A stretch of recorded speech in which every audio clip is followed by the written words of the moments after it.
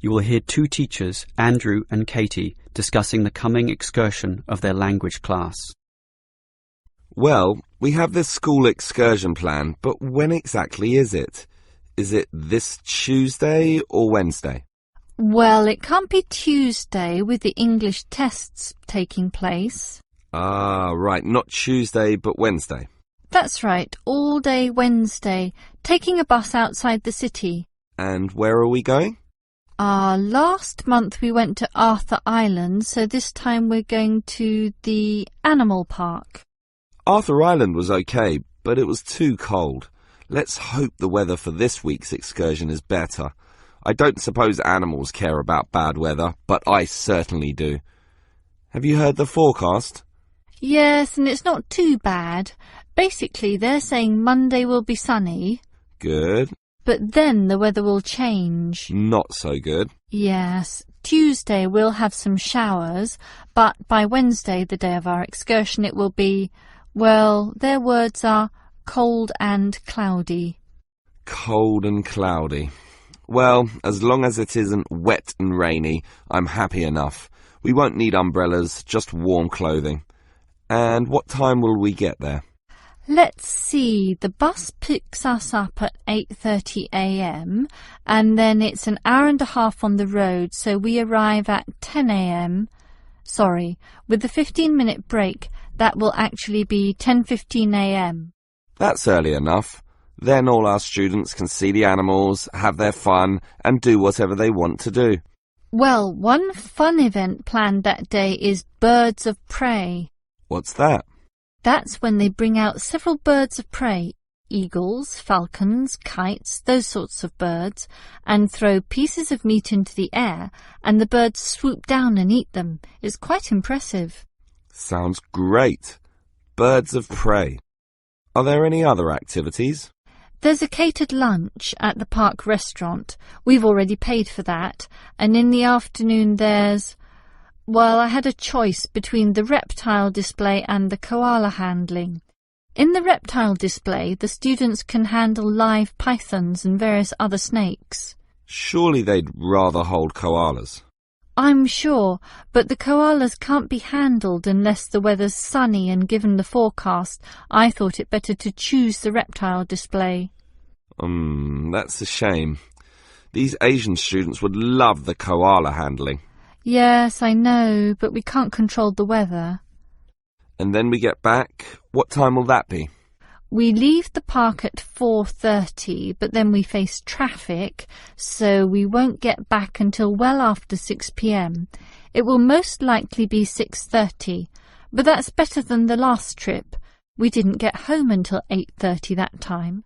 Yes, that was a bit too late, wasn't it?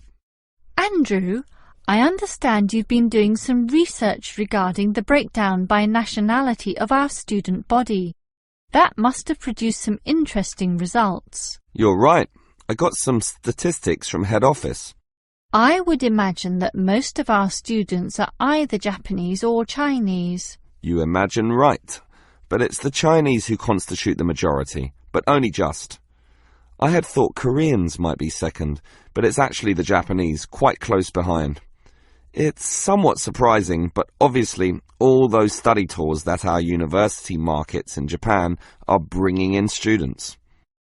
What's the breakdown exactly? Japanese are a quarter of the whole, which is considerable. Last year they were only 16%, so that market has grown nicely. The only other proportions of some weight are the Indonesians and Koreans, about the same. Indonesians at 15% and the Koreans are a little higher, not like last year when they were less than 10%. I thought we'd have more Indonesians than Koreans. Well, as I said, they're about the same.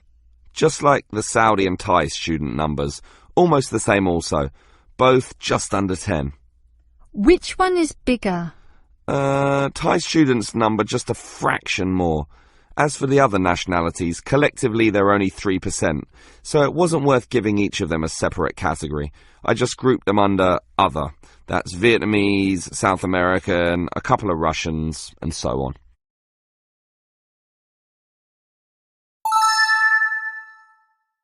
You will hear two students, Peter and Mary, discussing their new eating plan.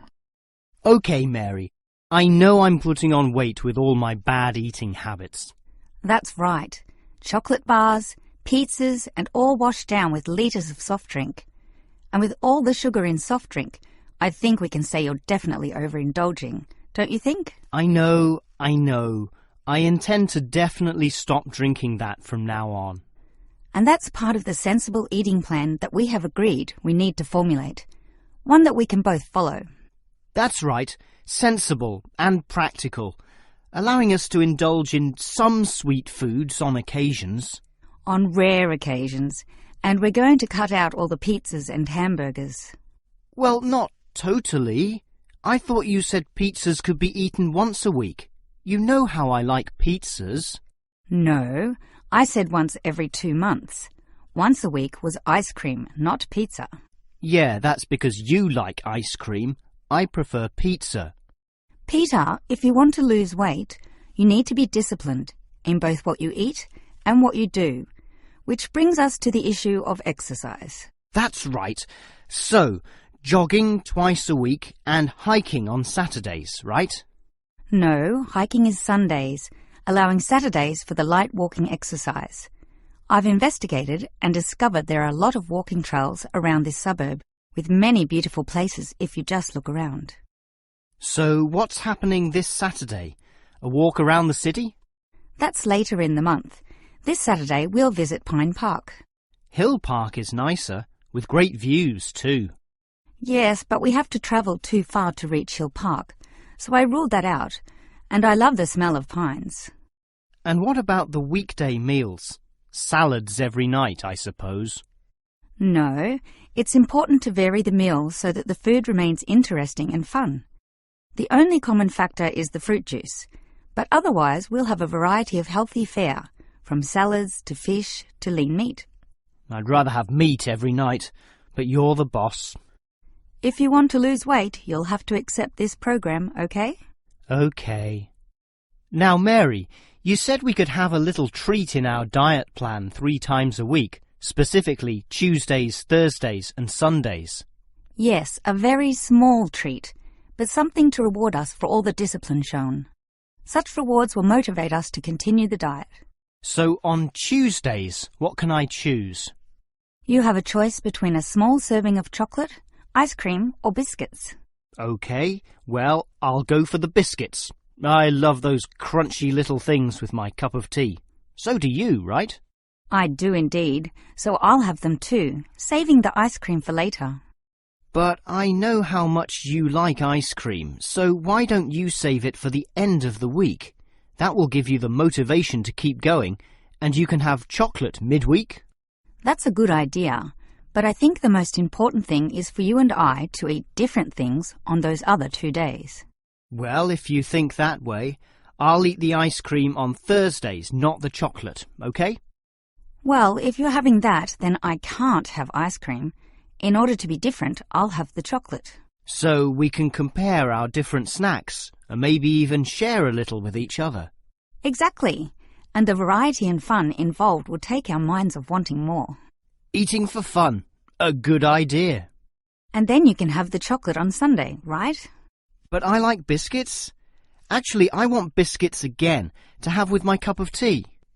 But you have the biscuits on Monday, remember? And we can't repeat. Oh, come on. This isn't fixed in concrete. I can have them again instead of chocolate. You might like variety, but I don't. I'm a creature of habit. Well, the whole point of this was to taste different snacks. But if you want the same thing, okay. I, for one, am sticking to the original plan, with ice cream to finish the week and not another dose of chocolate.